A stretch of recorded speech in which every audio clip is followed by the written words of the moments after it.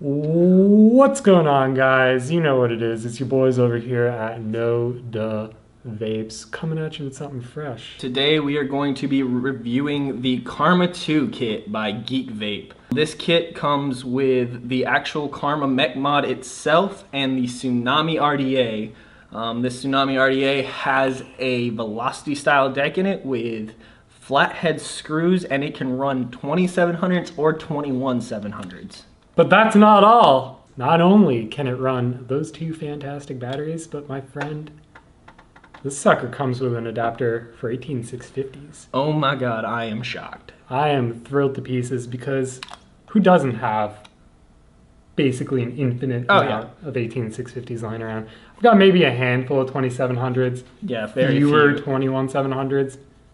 But boy, I've got 18650s coming out the wazoo. That's great. I can't find a single thing about this right now that I am not liking. It has got a bottom airflow kind of similar to the Kennedy style RDA. It's got a nice big fat drip tip. Big and fat, fam.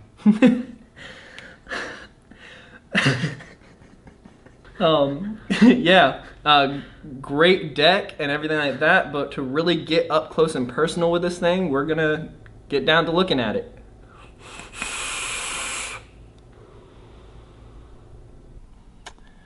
What's up, guys? We are up and close with the Karma 2 kit by GeekVape. Let's go ahead and open up this package. So in the package, you're gonna get your Karma 2 with the Tsunami. And the copper one comes with this beautiful acrylic drip tip with a metal insert. And then inside of the tube itself, you're going to have your 18650 sleeve. And then you are also going to have a spare spring. This is going to be a different pressure than the spring that is already in the button itself. Use whichever one you would like. Really doesn't matter too much. It's just personal preference. Also in the box, you are going to get this little piece. This is if you want to run those 510 drip tips, just in case you have any custom 510 drip tips you want to use, you can still use those with this mod. Continuing down into the box itself, you are going to get all your little manuals. You are also going to get a squonk pin, I believe. Yeah, a squonk pin. Didn't know that had that in there. You're going to get extra flathead grub screws for the mod itself, and a little toolkit and extra O-rings. And then also in this little card right here, you are going to get all your authenticity stuff, which is just nice to have, and a little warning card about usage. So let's dive down into the actual Karma 2. This is a hybrid mech mod. This means that the actual pin of the RDA makes contact with the battery. You are going to run this mech itself positive down. The vent holes are down here. It's the safest way to use this mod itself. So O-rings, not super tight right now. Really depends on who you are, and O-ring strength does vary. Mine was extremely hard when I first got it, but this one is not too bad. The airflow is going to be down at the bottom and come up right below where the coil is going to sit. You do have a velocity style deck and a very deep juice well. This thing is enormous, so you shouldn't have too much of a worry when it comes to leaking or anything like that, because the airflow is raised very high above the juice well itself. As I said before, it does have these flathead screws. Beautiful. So happy they did not use hex keys. I hate those things. They strip out like crazy. Great design on this Addy itself. Also, with this button, you do have a carbon fiber style. It is not an actual carbon fiber. It's just made to look like that. But it does keep the heat of the button down, so you shouldn't have any residual contact heat from the button. With this button itself, great design. your battery actually pushes up against this insulator, and it is spring loaded. So depending on which battery you decide to use is going to depend on where that insulator is going to sit. And then we also have a silver plated contact, I believe. It is not full silver, but also great design, great power, great conductivity. Haven't found anything wrong with it. Taking a look at my actual one right here, I have the all black edition one, and I have a 5-wrap 20 gauge Mad Rabbit low resistance build in here. This thing does ramp up very fast. I can't remember the exact ohm. I want to believe it is a .08. It is kind of low. If you are beginning with mechs, I do not suggest building that low. I would suggest staying around a .1 to a .15. Ramps up very nice, very quickly. I do need to juice this though. Haven't found anything I don't like about this right now. I've been using it for a couple of weeks, and yeah, it's a great little device. Perfect for the beginning mech user. All right, and we're back from the up close and personal segment of the show over here. Ian, your pros, your cons. Tell me, let's hear it. Honestly, there's very few cons that I can find with this thing. Even though having a Kennedy style airflow, I have not found much leaking with this thing. The O-rings are extremely tight.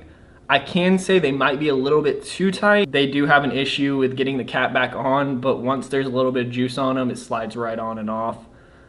Deck is super easy to build on. The mod itself does not get extremely hot because of the coating on it. Whenever I've been using it and I'm running a very low build, the build I actually have in this right now is that 20 gauge low resistance that I showed you before. Thing's got phenomenal flavor. The chimney of the actual mod is so open and so free that it doesn't allow the vapor to get too hot, and I do like a nice cool vape. But yeah, I haven't really found many cons with this thing. What about you, Will? Man, I love this thing. Probably one of my favorite mech mods that I have right now. For the price point, man, it's a solid entry-level vape. Most shops you can pick them up entry-level for mech mods. I'll say that. Mech mods aren't for your average person just getting into vaping, so you obviously have to know about Ohm's law, battery safety, such and such. We're not going to get too much into that in this review. But for the price point, man, a lot of shops you can pick this up at 70 bones. Sometimes you can find it for cheaper online, man. I'm happy with it. I'll say the copper is pretty sweet. Holding the copper versus holding this black aluminum. Copper feels a little bit more solid.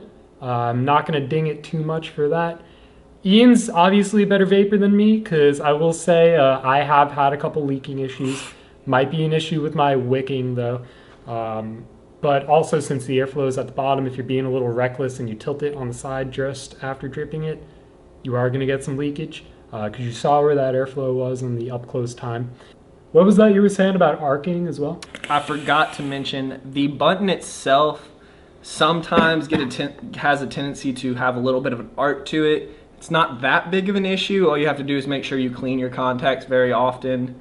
I mean, I'd say maybe once every week and a half, 2 weeks. It's really not a tedious process. You just take a microfiber and rub it down real quick and you're good to go. But just make sure you're being safe with it and make sure your batteries are safe. Don't have any torn wraps in these things. Do not have torn wraps in these things. Yeah, you really want to make sure you're being safe. I cannot stress that enough.